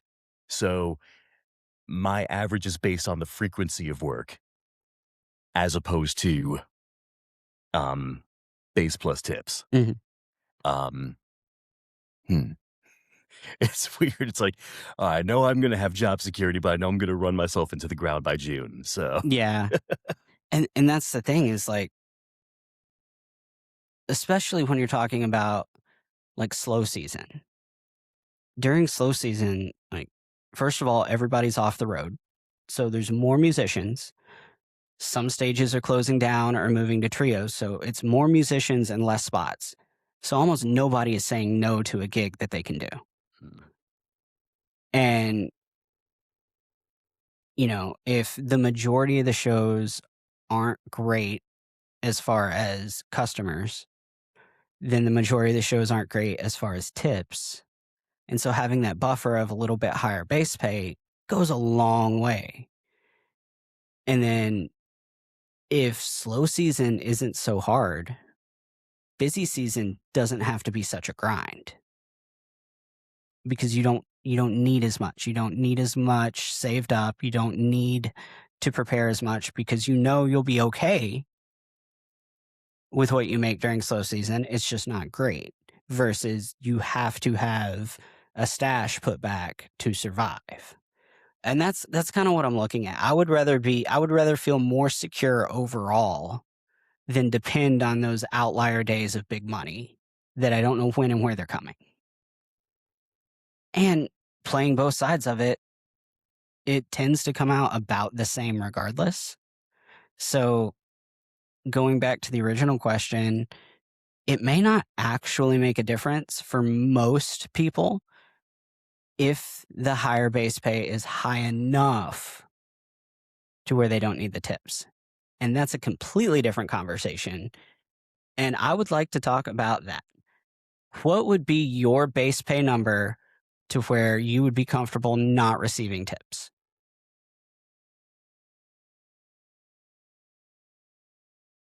I think I based a lot off of the number 200 last year. Mm-hmm. And I was really able to average out what my month would be because the calendar would be filled out Mm-hmm. and it would be pretty solid. And I had some regular and recurring ones. And I think that 200 was a good number to do math with. Yeah.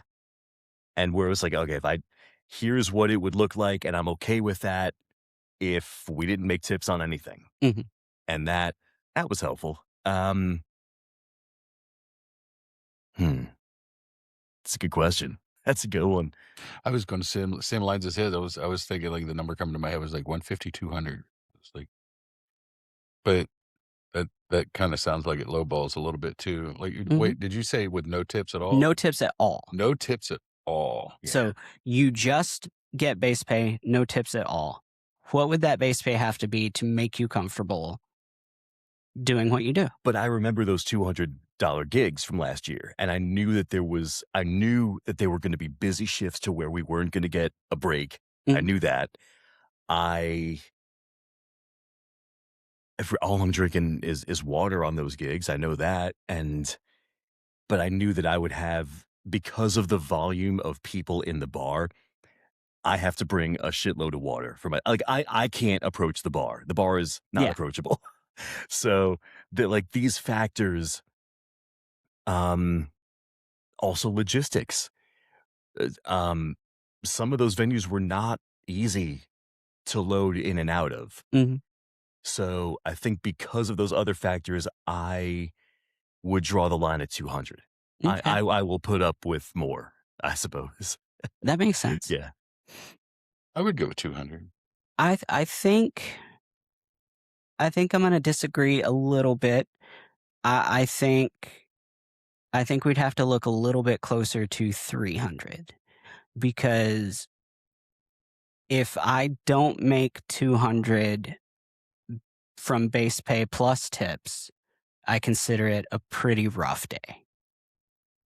Anything over 250 is a good day, and anything that hits 300 or above is a great day. And so I think if you're going to eliminate tips altogether, it has to be the higher range of what would be a really good but still normal day. Yeah. And in a world where you can make 400 or 500 with a tip jar, I think 3 would be minimum without a tip jar. Okay. Okay. The cover gigs back home, tipping is not part of it. Mhm. You don't tip the band. The band's not allowed to accept tips, anything. Venues won't allow it. but I remember my rate was 250, and that's bringing my entire kit, Yeah. and that's driving all over the damn state. So it's Mhm. like, I'm on one street, I'm bringing a couple of pieces to stay mobile. That's That's nice. 250 is nice for that. Mhm. And, again, that's situational. That's the culture I'm coming from, and I get that too.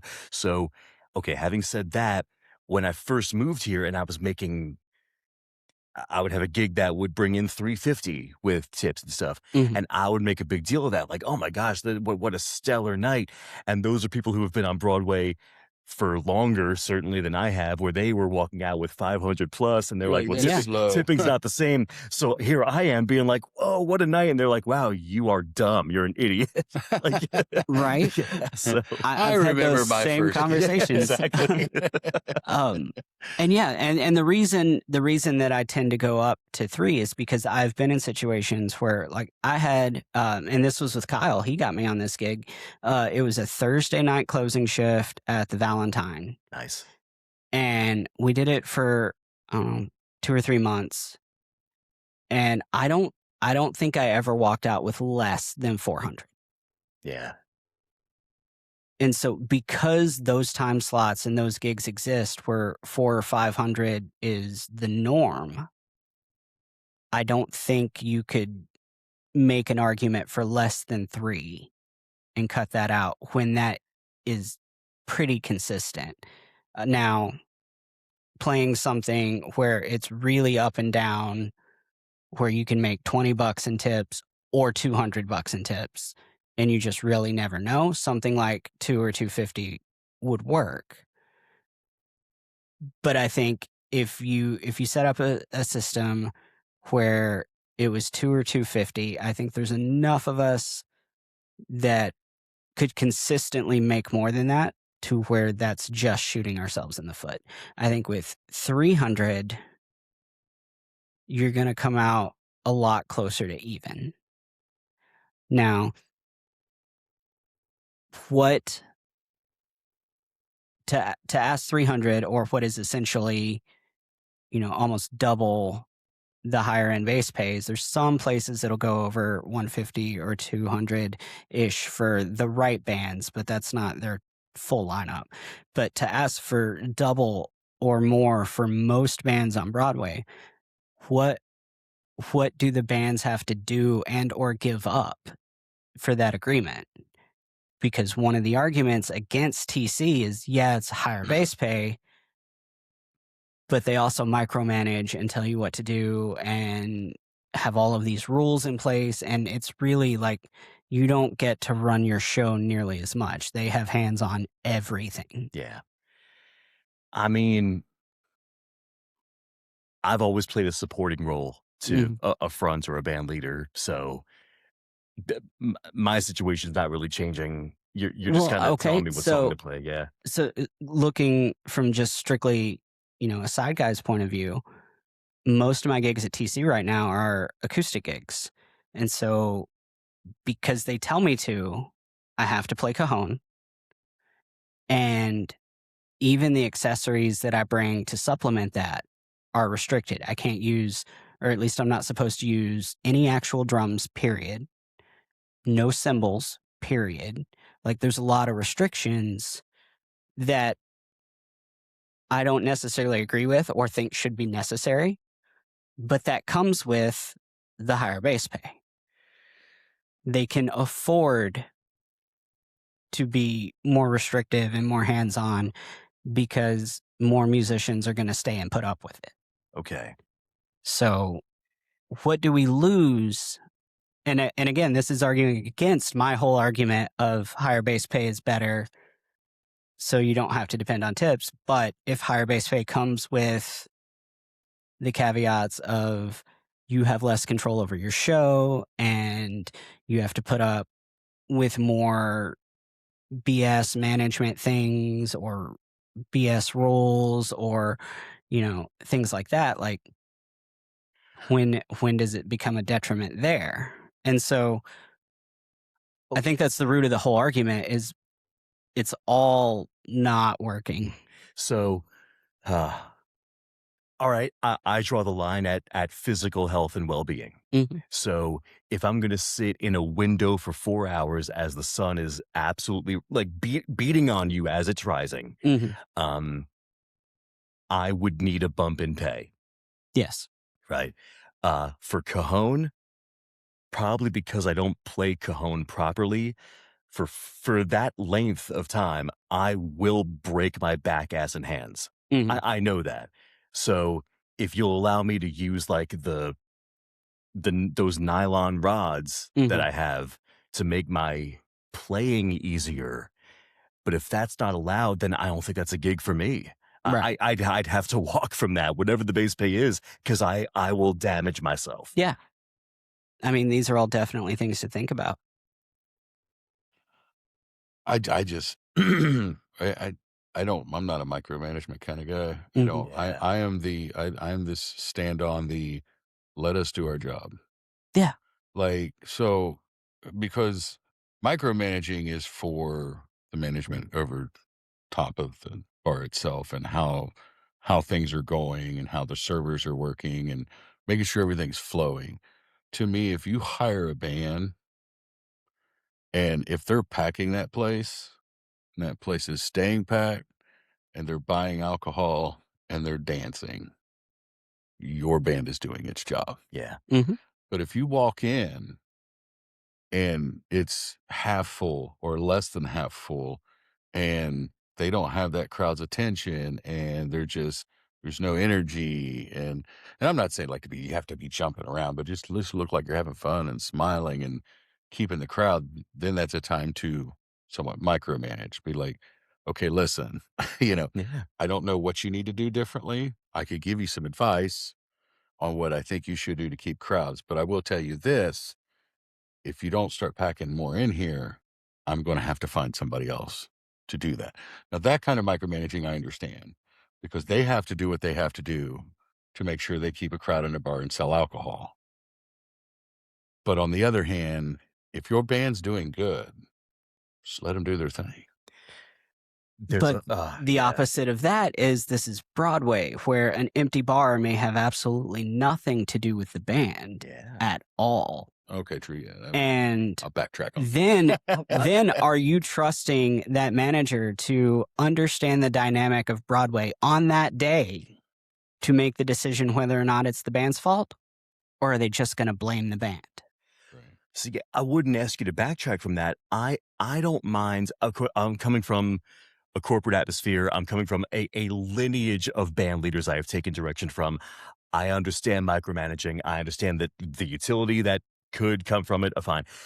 For me, I have to know that it comes from an informed place. Mhm. And I don't think a lot of those who are in a position to micromanage are always coming from an informed place. There's something that's developing right now, and the most responsible way is I have to do it off air. So there is something I have to tell you guys, but off air, That's fair. and it's related to a venue downtown. But I have told the story before when I was in radio, and I'll regurgitate it. Is when we were trying to work with some like flavor tracks, and Mhm. we were exploring some 90s country on a top 40 country radio station.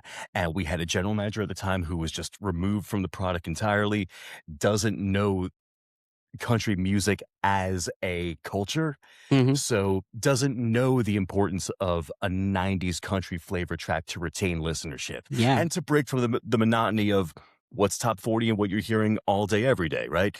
So I played Dust on the Bottle on a morning shift one time, Mhm. and boy, did I get reamed out for that.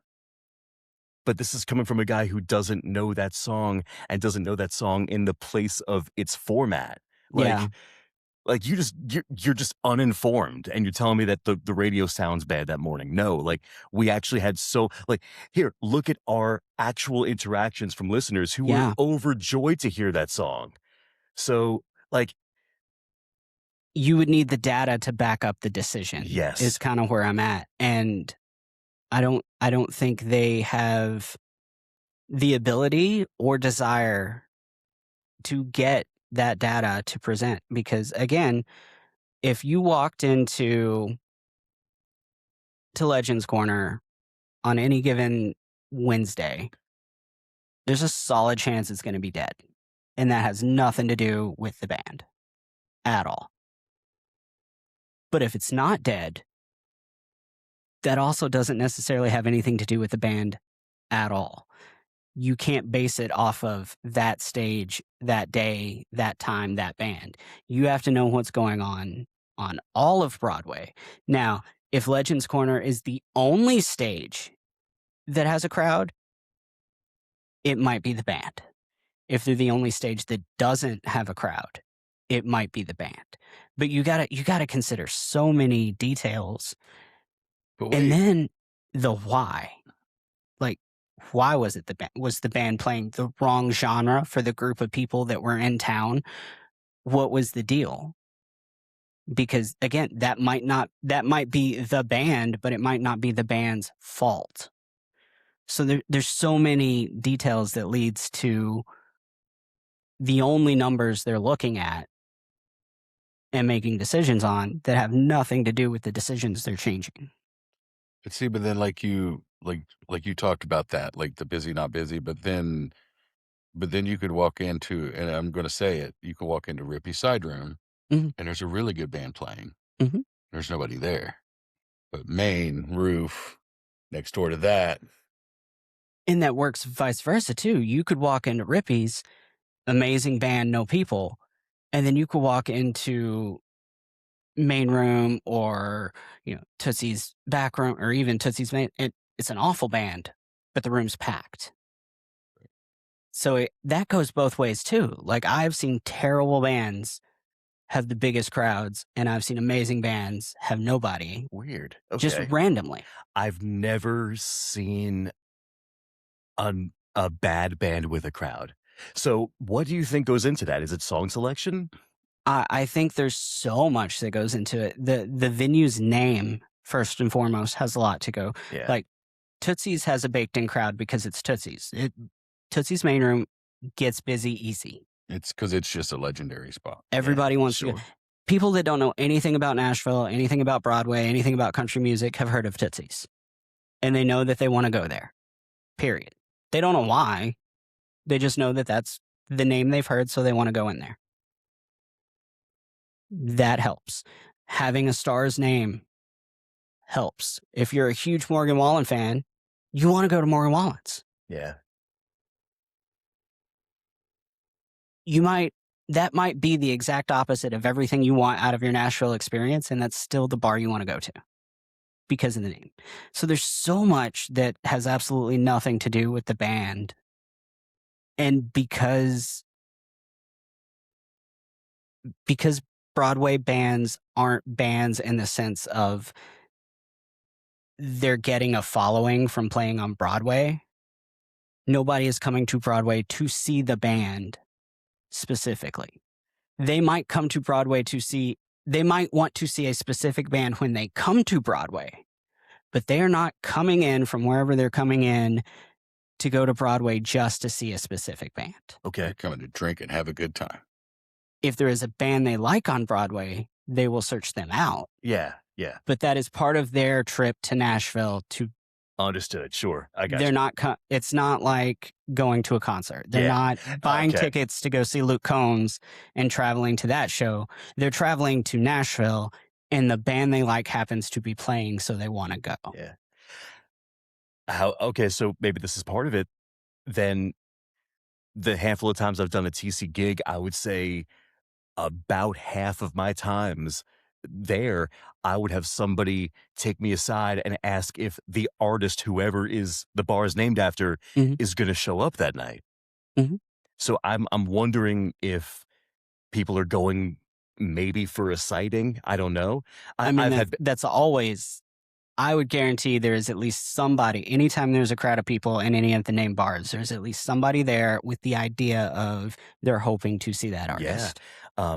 I've get is he showing up tonight? I was at Morgan's and I had this girl take me aside as I'm setting up. Where does he come out of? I don't know. Hell, I'm not sure. Like That's the thing. Even if they were going to be there, like we're the last person they tell about anything. Why would they tell us? We wouldn't know. I know.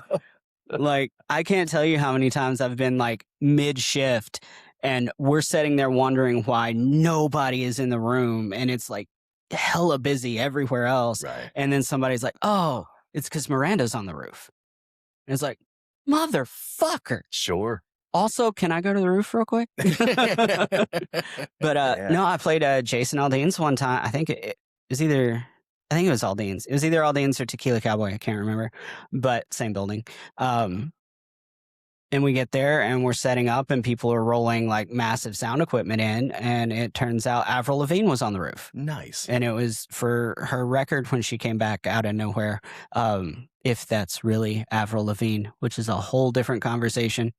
Have you dove into those conspiracies? No. Oh, there's this whole conspiracy subculture almost about how Avril Lavigne died and it was like her assistant that started doubling her or whatever, that something happened and like it's nuts. You should dive into it if you Whoa. have a sleepless night and want to go I was crazy. going to say that'll turn into a sleepless night. Oh, it's Just to a watch rough one that. because at first you're like, no chance, and then they start picking out things and like Making it sound insane changes in her voice and her appearance and her personality and like all these things. Like I I think think I've seen some. I think she switched hands. Like her dominant hand was like either right-handed and changed to left, or vice versa is one of them.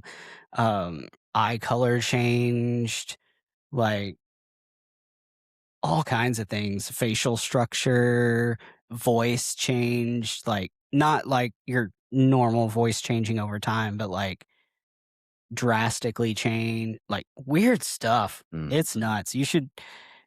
You probably shouldn't dive into that. But if you do, it's entertaining. Sounds And like a long you rabbit should hole. text me when you're about halfway through and you're like, man, this is nuts. This is crazy. But to kind of wrap everything up, I think the whole thing with money and bands and everything that's going on Broadway revolves around one concept that isn't being talked about as much as all of the kind of side concepts.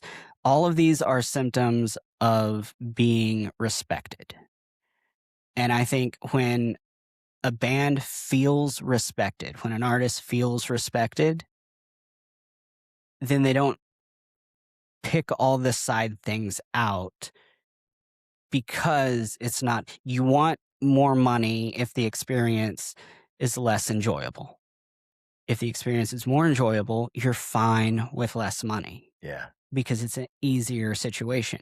And I think that concept bleeds through everything. If the venues are treating their bands well and respecting them, then they can get away with slightly lower base pay or a little bit more strict on some rules, as long as it makes sense and feels respectful and things like that. So I think the conversation should shift away from what system works, because there isn't one that works universally except respect. Yeah. More respect works universally. Yes. It totally is. I've always had the most successful financial nights when the band is in really good spirits and is Mhm. super cohesive. And a lot of that has to do with, oh my gosh. First off, I think it's how we sound. I think it's how, Yeah. like you have good sound, you feel better. But like, I've said it 100 times on this podcast, is that it's infectious. That attitude Mhm. is infectious. It always bleeds on to the people, and they might just be throwing money in the bucket without a request because they just dig the band. Yeah. And that always comes in response to the band having a good time with each other and with the crowd and with the stage and with the show. And that's it shows. It shows. Miserable musicians are just a drain on everybody. Mhm. And I've played with a lot of them, and it sucks. Bringing up Rippy's Side Room because it is infamous for being empty Yeah. and closing early. I have never walked into a side room closing gig with the expectation of having fun. It has always been a get in, get your money, get out. Mm. because everybody goes into that closing gig with that mentality of Man. we're leaving early, it's going to be dead. We'll go in, we'll play a few bangers, get as much money as we can, and then try and get them to leave so we can go home. I personally think, and this is just my opinion on Rippy Side Room. This is like not I don't know if this would be the reason, but so I do the Rippy Side Room closing, but it's during the week. Mhm. And I've several times it's been canceled before I even get there, and sometimes we get there and we only play a half an hour and they cancel us. But I always feel like the biggest problem is Rippy's Side Room is the last to be set up. Mhm. So like even if I'm coming from Redneck, like I'm doing that tonight. If they don't cancel us, I'm going directly from Redneck. I'm walking down there. I get there at about 15 after, and the sound guy's still not there. Yeah, you could still wait half an hour. Right, and there's been times that things that have happened, and I don't know. I know and like most of the sound guys there, so I don't know what goes on. But when I walk in, there'll be a really good crowd. Mhm. But the longer it takes to get the band Yes. started, they just Yes. kind of like, and then by the time you get started, you're like playing to two people, and of course the security guy is waiting for those two people to be like, Yep. soon as they walk out, he walks over, talks to the other side of the bar, comes back, talks to that bartender, brings the sign in, shuts the door, and he goes, last song. And I'm like, that was fast. No. And I mean, don't get me wrong, like sometimes, especially when I'm on a double with a closing, I'm like, oh, I gotta get Yeah, up, I right? gotta get up and Right. do a cloping in the morning, so I don't mind. But then on the other hand, I'm like, it would be so worth it if we could have got started pretty close on time and kept this crowd, and then I'd be cool to lose sleep. Even if you didn't keep the crowd past that closing time, if you got to play in front of them and get some tips out of it Yeah, and have a crowd for a minute, yeah. it makes it worth it. But going back to like the number of times I've walked in and we're maybe 3 songs in and whoever's fronting is like, "All right, let's just do slow songs the rest of the night," so they'll leave, so we can go I don't home. like that. I've never Like done that with anybody, but things I don't like like that. that. Like that I has happened so consistently in those situations, and it's like that I can't do that gig. I've had one person ever deliberately sabotage a gig, and I don't know if I'm gonna play with them again because of that. And, like, it was so dead. Like, I realized that they were trying to get the last, like, 2 people Mhm. out, and we started to go into a song, and they made it known that they were gonna throw the game, essentially. Mhm. And when I tell you that it was so deliberately bad that I couldn't even look up. Like, I was like, I'm sorry. Yeah. I feel so strongly about that of, like, how could you not still send it? Like, they're gonna make their way out anyway. Right. We don't have to sound like shit. We don't have to tank it. I don't like tanking it. And That's I 100% agree with you, but you also have to consider the situation that made them think like that. It's like, yeah, that's the wrong outcome, but I understand why. Okay. And so that's a symptom of the problem. So let's not just treat the cough. Let's treat the infection. Let's let's start by figuring out, does there need to be a band on this shift at all? Is this just going to be a dead shift regardless? Or is there something the venue can do to fix that? And all of that goes into conversations that you could absolutely have with musicians if you had a level of respect to have conversations with musicians and really look into solving some problems. And and again, a situation like that, talking about um maybe it was second fiddle stage for a while, gave a higher base pay if you played the stage on certain shifts because it was consistently dead. So it's like, we know you're not going to make a lot of tips, Yeah. but we want you to be excited to play this, so we're going to pay you more. That is Yeah. respect. F That is uh-huh. what gets people to trust you and to want to do the things for you, want to take that shift last minute that they really probably shouldn't, or want to make sure that they show up on time and consistently, because respect goes both ways. If Yeah. you want them to respect you, then they need that in return. And you have to build that trust and cohesion. And the micromanaging or, you know, consistently being booked on terrible shifts or venues that obviously aren't doing anything to fix any problems. But the second you make a mistake or, you know, up your ass about it, like these are the situations that I think make most musicians say, I'm going to need more money for that. So that's my rant and opinion on all of that. I think a lot could be done, and most of it is just relationships between venues and musicians and has nothing to do with anybody's money. Wow. Sadly, musicians are kind of like, it's kind of like the being a truck driver. It reminds me of being a truck driver in some ways when it comes to pay. It's like we're at the bottom of the totem pole, but yet we're somewhat the most important part. Mm. You know what I mean? Yeah. But we're all the way down here. But that being said, we need to wrap up because I just checked the time and I got to get out of here and go to work. Oh, yeah. So, Brian, buddy, where can they find you? Brian Morelli Music on TikTok and Instagram, and I am trying out a format for a new TikTok series. Had an idea for it yesterday, but I don't want to say anything about it yet because I've never been consistent with social media. So That makes two of us. I just want everybody to know that I'm going to try something. That's it. So go check it out, and it may or may not be there. I don't know. What about you, Mitch? Where can they find you? Mitch Stalling everywhere. That's Yeah. and you just type in Mitch Stalling on any social platform and you'll find me. Yeah. Fair enough. And your tour vlogging is really, really great. Thank Honestly, you. like I encourage you, please do more of it. And it's a blast. Like seeing your experiences as you are experiencing them. It's a blast. And I literally every time I come across it, I'm always like, I saw that guy on the street and he was carrying his bass. He was going to honky tonk school. And I'm like, dude, so you are killing it, Mitch. And Thank you so much. I'm really, really proud of you, man. Really. Thank you, brother. I appreciate that. See, this is what happens when you listen to our advice.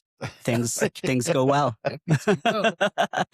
I am Story of Bob or Story of Bob Music, depending on the platform, but I'm really easy to find. Also, make sure you're checking out all of the podcast socials. It is Nashville for Nobodies on everything. I'm doing my best. Things are ramping up, so I'm running thin. I'm going to have to recruit the guys to help on a lot of social media stuff. So you might see a lot more fun in the near future, I hope. But in the meantime, several of the episodes are up on YouTube. I've got a couple more that are still about to come out that I should be able to get done this week. So yeah, look for all of that, and feel free to comment on anything, ask questions, talk to us. We're here for the community, and to do that, we need to hear from the community. So Yeah. Definitely reach out. I'd like to thank our live studio audience, a bunch of dead wasps. Thank you for being Right, here. and the one lady that did a lap. I don't know. Dude, I wanted so bad to turn around and go, "Excuse me, ma'am, we have a few questions for you. Will you come over here and sit down?" She tried. I think she wanted to go out that door, and then couldn't get it unlocked or something, and then was looking around to see if she could get out if she did. And it was a little I don't awkward. remember her leaving. Did she just kind of hover out of here? She just kind of snuck out. Oh, did she? Okay. Her guest appearance will be on YouTube. And absolutely. And then special thanks to Vacuum Cleaner for showing up today. That was more at the beginning of the episode. Unexpected. And then shout out to the one wasp that as it was crawling and struggling and dying, I had to bombard it with a question of what's your purpose in the ecosystem? And as I got that question out, it died. Yeah. So sorry, and that you had to spend your last moments with me hounding you. Also, way to be an asshole and not answer the question. Right. Our first rule is don't be a dick. I love that. The mystery, it's the Karate Kid part 2. Have you seen the second Karate Kid?